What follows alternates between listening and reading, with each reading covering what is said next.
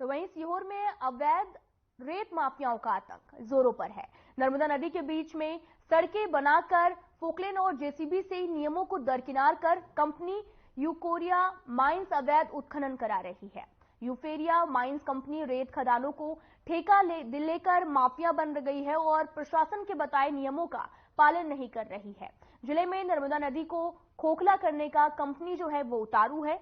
Poclain machine से लगातार पानी के भीतर से रेत निकाली जा रही है। रेत के परिवहन के लिए नर्मदा के बीच में सड़क भी बना दी गई है। गांव जहाजपुरा, अंबा, बड़गांव में दिन रात पोकलेन मशीन, जेसीबी लगातार नर्मदा को खोखला किया जा रहा है, लेकिन नेता और अधिकारी ही माफियाओं की गोद में बैठ गए हैं। आपको बता दें कि जिससे माफिया खुलेआम मां नर्मदा को खोखला करने में उतारू है। रेत के अवैध उत्खनन के मामले पर प्रशासनिक अधिकारी चुप्पी साधे हुए हैं। किसी भी हलचल की जानकारी पहले माफियाओं के गुर्गों तक आसानी से पहुंच जाती थी। दिन रात नर्मदा में मशीन चलाकर रेत के सैकड़ों डंपर भरे जा रहे हैं, लेकिन सीहोर खनिज अधिकारी और प्रशासन चुप्पी साधे हुए बैठा हुआ दिखाई दे रहा है।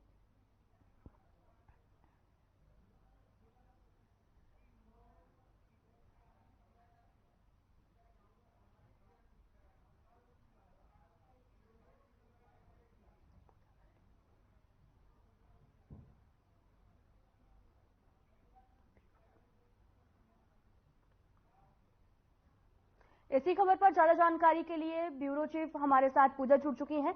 पूजा, सीहोर में रेत माफियाओं का आतंक लगातार बढ़ता जा रहा है, ताजा मामला भी सामने आया है, क्या है पूरी जानकारी दीजिए। अंकिता, रेत माफियाओं की अगर बात की जाए तो यह आम बात हो गई है।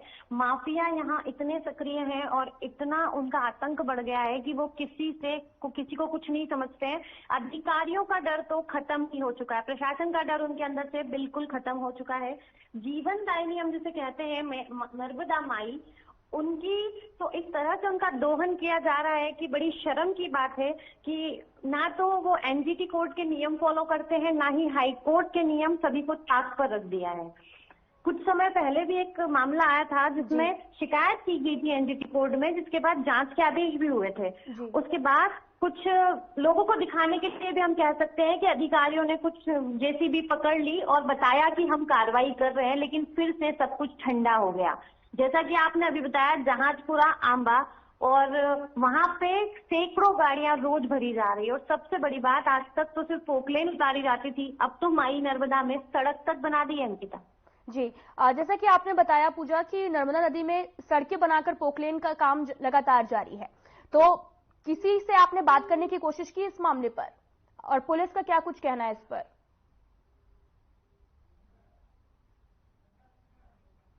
तो लगातार सीहोर में अवैध रेत माफियाओं का आतंक बढ़ता जा रहा है। नर्मदा नदी के बीच में सड़कें बनाकर पोकलेन और जेसीबी से यहां पर खनन का कार्य किया जा रहा है। आप तस्वीरें भी देख सकते हैं जो कि सीहोर की हैं, जहां पर लगातार नर्मदा नदी को खोखला किया जा रहा है। वहां की रेत निकाली जा रही है और अवैध कार्रवाई जो है वहां पर लगातार की जा रही है। अवैध उत्खनन का मामला लगातार सामने आता है।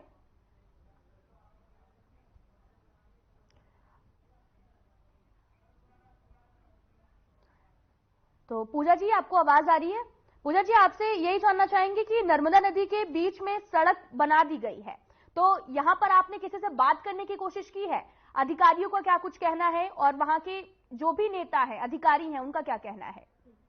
सबसे बड़ी बात अंकिता, ये जो क्षेत्र है बुधनी विधानसभा में पड़ता है, जो हमारे मुख्यमंत्री थे, पूर्व मुख्यमंत्री जिन्हें मामा से संबोधित किया जाता था, ये उनका क्षेत्र है। और अगर सभी को याद है कि उन्होंने अपने एक भाषण में कहा था कि माफियाओं मध्य प्रदेश छोड़ दो वरना 10 गज जमीन के नीचे गाड़ दूंगा। लेकिन अब ऐसा लगता नहीं है कि माफियाओं को वो बात शायद याद है। शिवराज सिंह चौहान की विदाई के साथ साथ ही वापस माफिया दुगनी तेजी से सक्रिय हो रहे हैं और कोई ध्यान देने वाला नहीं है। अंकिता, सबसे बड़ी बात है, जब अधिकारियों से हमने बात की, खनिज अधिकारी से, तो उनका कहना था कि मैडम हम दिखवाते हैं। सबसे बड़ी बात, कभी भी वो अपने ऊपर नहीं लेते और पल्ला झाड़ लेते हैं। जब भी खनिज अधिकारी से बात करने की कोशिश की जाती है तो ये कह के टाल दिया जाता है कि मैडम हमें पता नहीं, हम दिखवाते हैं।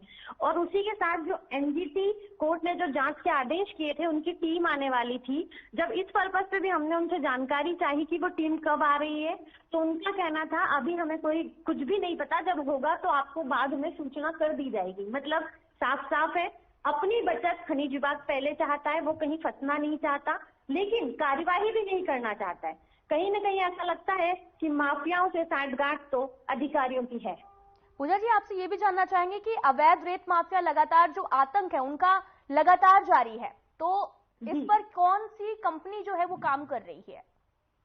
अभी जहाँ की हम बात कर रहे हैं, यूकोरिया माइंस के नाम से एक कंपनी है जो धड़ल्ले से अवैध रेत उत्खनन कर रही है। और सबसे बड़ी बात, नर्मदा माई में सड़कें तक बना दी गई है। मतलब मैं बताना चाहूंगी अंकिता कि दिन भर में कई गाड़ियां, दिन रात अवैध खनन चलता है, दिन भर में रात भर में कई गाड़ियां रेत भर के निकाली जा रही है। और कोर्ट और जो हाई कोर्ट के एनजीटी के जो नियम है, आप उनको तो ये सोच लीजिए कि बिल्कुल दरकिनार कर दिया गया है। और सबसे मेन बात, अगर कभी कोई सूचना देता भी है और खनिज अधिकारी वहां जाके कार्रवाई करते भी हैं, उससे पहले ही उन्हें सूचना हो जाती है माफिया के गुर्गों को, और वहां पे सब कुछ मतलब हटा दिया जाता है। और सबसे बड़ी सोचने की बात यह है कि ऑफिस से जानकारी जाती कैसे, इसका मतलब कहीं न कहीं सब लोग मिले हुए हैं। जी पूजा जी, जैसा कि आपका कहना है कि मिलीभगत सामने आ रही है, तो अगर बात की जाए ग्रामीणों की, तो आसपास के जो भी गांव हैं, नजदीकी गांव हैं, वहां के ग्रामीणों का क्या कुछ कहना है? अंकिता, आपको बताना चाहूंगी कि ग्रामीणों की तो हिम्मत ही नहीं होती कि वो उनके खिलाफ बोल सके या वहां जा सके।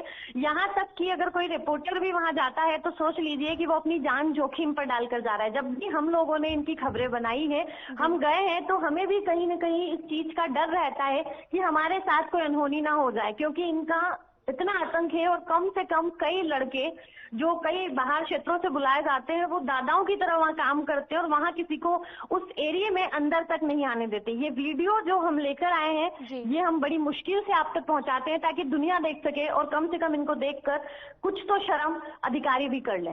जी पूजा जी, बहुत बहुत धन्यवाद ज्यादा जानकारी के लिए।